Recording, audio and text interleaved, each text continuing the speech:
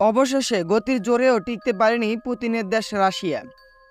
চার মুখ থুবড়ে পড়েছে চন্দ্রযান লুনার 25।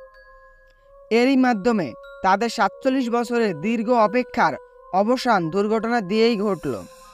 বলা হচ্ছে এই ঘটনা সোভিয়েত যুগের ঘরবজ্র সময়ের চেয়ে রাশিয়ার মহাকাশ কর্মসূচির বর্তমান অবনতি তুলে ধরেছে। এক সময়ে মহাকাশ অভিযানে সাবেক সোভিয়েত ইউনিয়ন বিশ্ববাসীকে চমক দেখিয়েছিল। সে সোভিয়েত যুগে অবসানের পর রাশিয়া কয়েক যুগ ধরে চাঁদে কোনো অভিযান চালায়নি। অবশেষে ৪৭ বছর পর সম্প্রতি সেই উদ্যোগ নিয়েছিল মস্কো। দুর্ভাগ্যবশত রাশিয়ার এই অভিযান ব্যর্থ হয়েছে।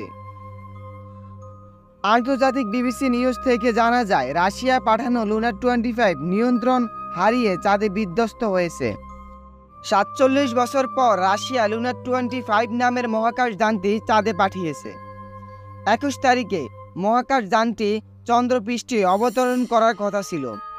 রসকসমসের বার্তা সংস্থায় জানানো হয়েছিল, গত ১১ই আগস্ট চাঁদের উদ্দেশ্যে পাড়ি দিয়েছিল লুনার 25।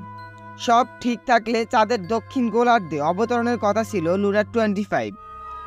কিন্তু ১৯ তারিখে জরুরি অবতরণের সময় মনুষ্যবিহীন যানটি নির্ধারিত গতির চেয়ে বেশি গতিতে চাঁদের মাটিতে আছড়ে পড়ে।